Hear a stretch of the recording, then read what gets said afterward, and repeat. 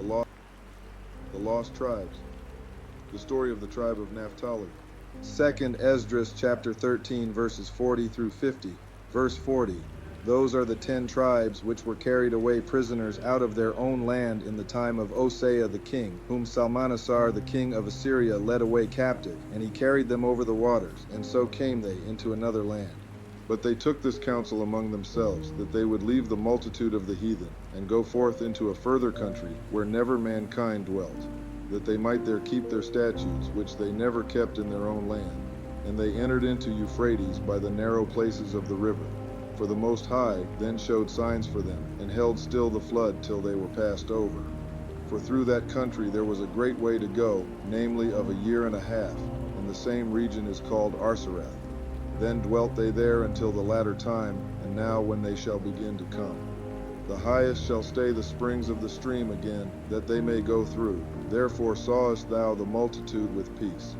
But those that be left behind of thy people are they that are found within my borders. Now when he destroyeth the multitude of the nations that are gathered together, he shall defend his people that remain. And then shall he show them great wonders, discovering the journey of the tribe of Naphtali from Israel to the South Pacific. Bilhah gives birth for Rachel to Jacob's 10th son named Naphtali, meaning my wrestling. Genesis chapter 30, verses 7 through 8. From an early age, Naphtali's athleticism was apparent. His swiftness was compared to that of a deer in Genesis chapter 49, verse 21. So Jacob his father appointed him for all messages to be delivered, and this was the blessing he would receive on Jacob's deathbed. Naphtali was also recognized as one of the wisest of his brethren, with Jacob stating that Naphtali speaks goodly words, which means wise words. He was known to be very knowledgeable in physiology. Naphtali had a deep connection to the Most High, and his connection to our creation and this earth. This wisdom would perpetually be passed down to his descendants. Naphtali was also known to be as faithful and dependable as any of his brothers as a protector. Naphtali in the book of Jasher is often found entering to save and assist his brothers at the perfect times. Moses states that Naphtali would be satisfied with favor. This means that Naphtali would be blessed and full of beauty. This blessing once again is twofold. Naphtali would be blessed with the most beautiful land in Israel and some of the most beautiful land in the last days. This would also apply to Naphtali and his descendants' beautiful countenance. Naphtali's land was centered around the shores of the Sea of Galilee, giving them some of the most fertile and productive land in all of Canaan. Naphtali's land was often referred to as the Garden of Palestine. The beauty of their land in Israel will be reflected also in the lands in which they would end up in the last days. Naphtali was also known for being comely. Moses would go on to give a geographical location of where a large number of the tribe of Naphtali would be in the last days, saying that they would possess the west and the south. Deuteronomy chapter 33, verse 23. Given that these are two different directions, it doesn't nail down an exact location. What we find looking at the Hebrew is that the word west is a mistranslation. The Hebrew work H3220 is yam, and the definition of yam is sea as in the ocean. The word there is not west, but rather sea. Moses tells the tribe of Naphtali that they would possess the South Seas in the last days. So to identify Naphtali, we must find these 6 points. Number 1, curses. Number 2, dwells in the South Seas.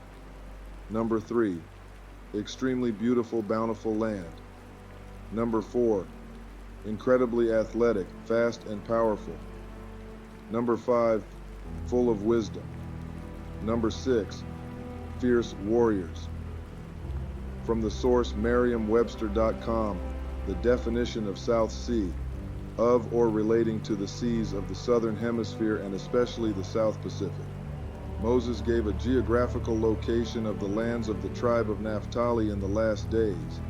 The South Seas refers to the islands in the South Pacific Ocean. These islands, such as Fiji, Tonga, Hawaii, Samoa, and New Zealand, are well known for the beauty of their land, with the Pacific Islands being one of the most popular locations for vacation, showing that the beauty attributed to the land of Naphtali is in fact fulfilled in the Pacific. The South Pacific is home to thousands of islands and 3 people groups known as the Melanesians, Polynesians, and Micronesians. According to an article on academic.oup.com titled Melanesian and Asian Origins of Polynesians, mtDNA and Y chromosome gradients across the Pacific, the human settlement of the Pacific Islands represents one of the most recent major migration events of mankind. Polynesians originated in Asia, according to linguistic evidence, or in Melanesia, according to archaeological evidence. To shed light on the genetic origins of Polynesians, we investigated over 400 Polynesians from 8 island groups in comparison with over 900 individuals from potential parental populations of Melanesia, Southeast and East Asia, and Australia by means of Y chromosome, NRY, and mitochondrial DNA, mtDNA, markers. After the studies, overall, we classified 94.1% of Polynesian Y chromosomes and 99.8% of Polynesian mtDNAs as of either Melanesian NRY DNA having 65.8% and mtDNA having 6% or Asian origin, with NRY DNA with only 28.3% and mtDNA coming in with 93.8%. These findings suggest a dual genetic origin of Polynesians in agreement with the slow boat hypothesis. Our data also suggests a pronounced admixture bias in Polynesians toward more Melanesian men than women, perhaps as a result of mature local residence in the ancestral Polynesian society.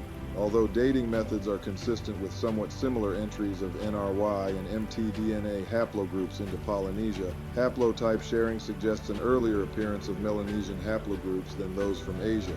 Surprisingly, we identified gradients in the frequency distribution of some NRY and mtDNA haplogroups across Polynesia and a gradual west to east decrease of overall NRY and mtDNA diversity, which not only provides evidence for a west to east direction of Polynesian settlements, but also suggesting that Pacific voyaging was regular rather than haphazard. We also demonstrate that Fiji played a pivotal role in the history of Polynesia. Humans probably first migrated to Fiji, and subsequent settlement of Polynesia probably came from Fiji. With it being widely accepted that the Polynesians and Micronesians have the same DNA, these DNA tests prove that all 3 of those Pacific Islander groups come from the same people, although many come to the conclusion that the Polynesian and Micronesian race, given that Micronesians come from Polynesians, are from East Asia, particularly Taiwan. The Polynesian race begins with the quote-unquote black people in Melanesia. Due to this gap in Samoan history, their history of migration from East India to the Southeast Asian islands to Melanesia before their journey to the Pacific Islands is not recorded. In the read, Hawaiian Antiquities, Mulelo Hawaii by David Malo, it has been said, however, that this race of people came from the lewa, meaning the firmament or the atmosphere, from the windward or back of the island, or Kuaukamoku in the Hawaiian language. The meaning of these expressions is that they came from a foreign land, that is the region of air, and the front of that land is at the back of these islands. Perhaps this was a people forced to flee hither by war, or driven in this direction by bad winds and storms. Perhaps the expression lewa, or regions of air, Asia is referred to. Perhaps this expression refers to islands they visited on their way hither, so that on their arrival they declared they came from the back, or the windward, of these islands. Perhaps this race of people was derived from the Israelites, because we know that certain customs of the Israelites were practiced here in Hawaii. Circumcision, places of refuge, taboos, and ceremonies of purification relating to dead bodies and their burial, taboos and restrictions pertaining to a flowing woman, and the taboo that secluded a woman as defiled during the 7 days after childbirth. All these customs were formerly practiced by the people of Hawaii. Perhaps these people are those spoken of in the Word of God as the lost sheep of the house of Israel, because on inspection we clearly see that the people of Asia are just like the inhabitants of these islands of Tahiti and the lands adjacent. David Malo, a high-ranking counselor, a Hawaiian intellectual, educator, politician, and minister from Hawaii, wrote a book detailing the history of the Polynesians, as well as their possible origin as the lost tribes of Israel, as well as providing cultural evidence of this possibility. In the book, Te Ika a Maui, or New Zealand and its Inhabitants by Richard Taylor, page 8.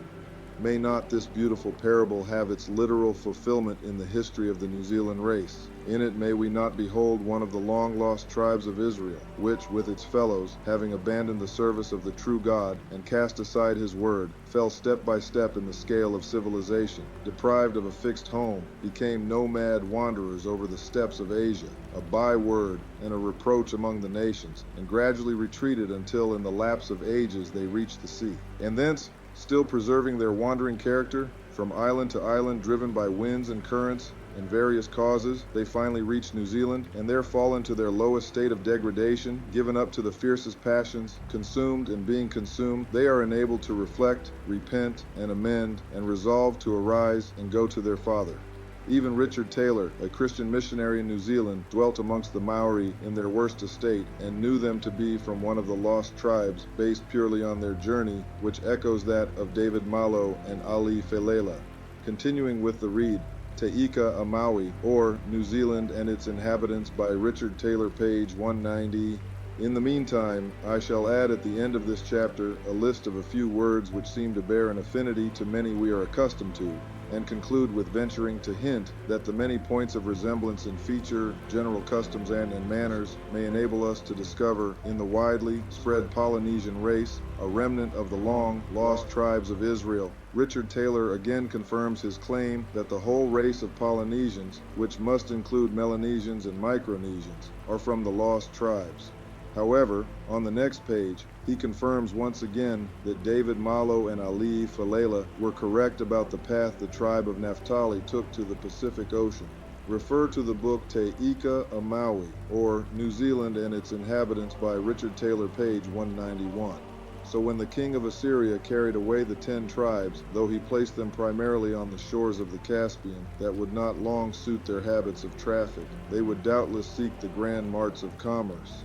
No longer possessing fixed homes, they became merchants as a matter of course, and those who still continued to love war and independence or a pastoral life would retire before their enemies, and thus, should it be proved that the Afghans are Jews, we see how they would reach that country, while some, perhaps those from Babylon, remained in India, as the black Jews state they have done. Some would pass on thence, and the people of the Indian Isles, as the Malays. From the Caspian, many may have followed the caravans across Central Asia, Tibet, and Tartary until they reached the eastern coast, and thence from island to island, this race, doomed to wander, may have done so, either intentionally or otherwise, as ships are constantly picking up large canoes which have drifted away from their island homes. Scholars confirm the exact path from the Middle East, while still excluding their travel through the Melanesian islands. This confirms not only that the Polynesians are indeed Israelites, but also the exact route they took to the Pacific Ocean, and where remnants may have been left on the way. According to scriptures, the tribe of Naphtali were a physically imposing people, as Naphtali was known to have been a monster of a man with much power and athleticism. It is these same traits that make Pacific Islanders prime scouting grounds for sports like football and rugby. Not only does their genetics contribute to their massive size and extraordinary physical ability, but they also live on land that is perfect for optimizing the body's ability to grow and develop. Reference the source fluentrugby.com. Why are Pacific Islanders so good at rugby? Pacific Islanders are natural mesomorphs, which means they are naturally large people who can gain weight, including muscle and fat, easily. They have thick frames, wide shoulders, large heads, and thick wrists and ankles. Mesomorphs tend to be very strong and explosive.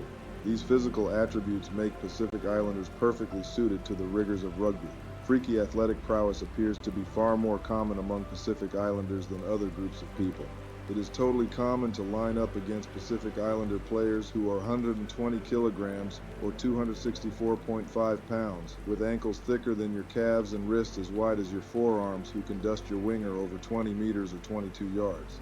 This unusual mix of size and speed, which is perfectly suited to rugby, is rare in most population groups, but is far more among Pacific Islanders. Just like their forefather Naphtali, Polynesians are also well known for their swiftness, much like a hind let loose.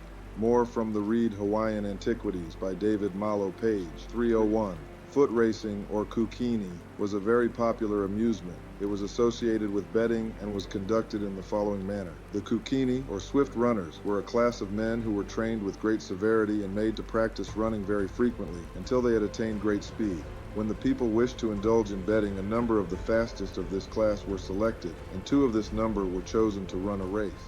It is not a coincidence that running races was an enormous part of islander culture and was one of the major traveling sports in the ancient Pacific world, with records of them running long distances around islands and from one city to another in outstanding time, much like what we find with Naphtali in the book of Jasher.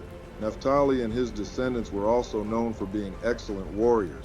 This is also something that we should also find in the Polynesians, should they actually be from the tribe of Naphtali. The Polynesians and Melanesians were infamous in the Old World for their prowess, innovation, and overall dominance on the battlefield. Between the Maori and Kamehameha's commandos, Polynesians warriors make up some of the finest men in battle there are. Kamehameha's commandos were masters of war on land and sea, and on their own united the kingdom of Hawaii.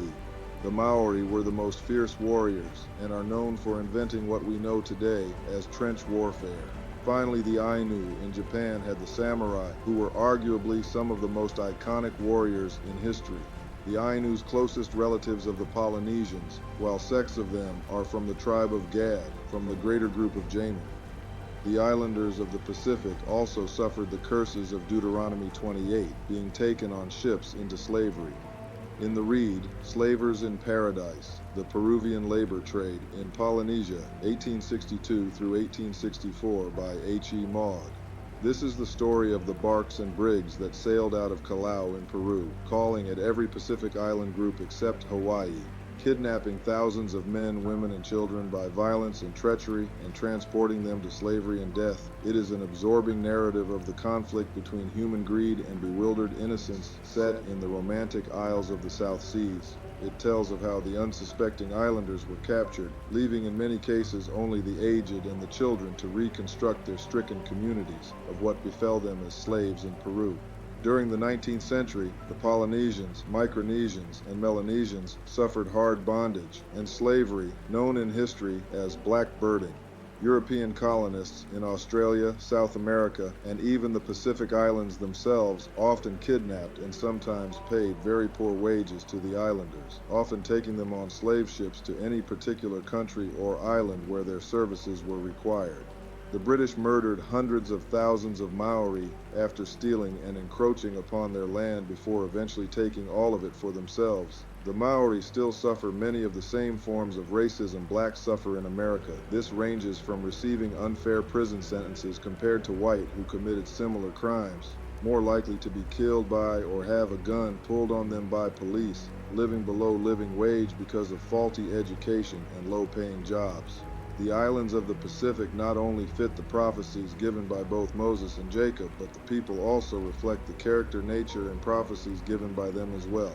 This makes those natives who inhabit the islands of the Pacific from Polynesia, Micronesia, and Melanesia. Settlements from travel can still be found in areas such as Portuguese India, Bombay, Goa, Cochin, Kabul, Nepal, Southeast Asia, Sinem, Malaysia, Indonesia, Madagascar, East Africa, and the Philippines.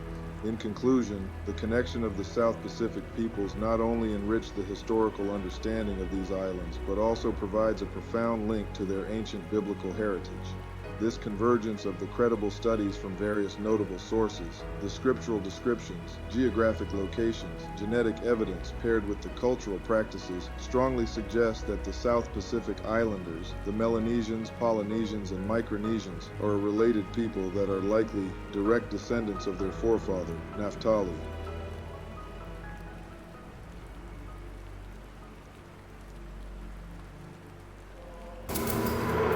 This week, join me as I pursue one